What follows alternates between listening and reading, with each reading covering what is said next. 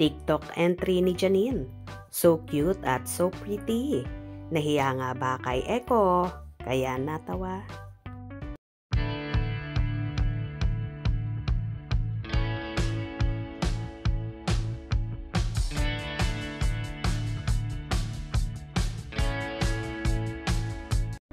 Nagkaroon nga ng photoshoot ang Asia's rising star at kapamilya actress na si Janine Gutierrez sa Greenbelt 3, Makati. Super ganda ng actress sa damit na suot-suot kung saan para siyang Barbie. Kaya naman marami ang natuwa. Nagkaroon din ng entry sa TikTok si Nini na so cute na tila nahiya pa sa nobyong si Jericho Rosales nang dumaan sa likuran niya, kaya natawa ito sa ginagawa niya at itinigil niya ang pagbibidyo.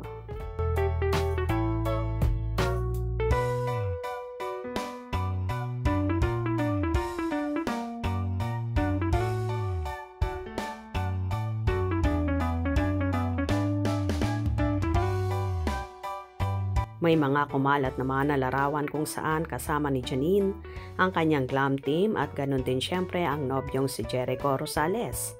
May video rin na kumalat kung saan tumatawid sina Eko at Nini sa pedestrian lane at magkahawak kamay pa nga ng todo.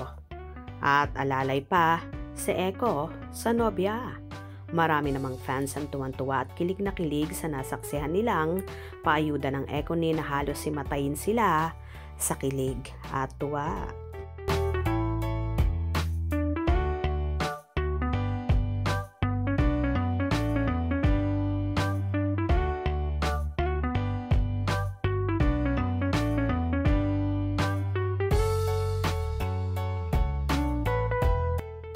Tila sinamahan ni Eko ang nobya sa naturang photoshoot na yon at sinundo na rin niya ang dalaga.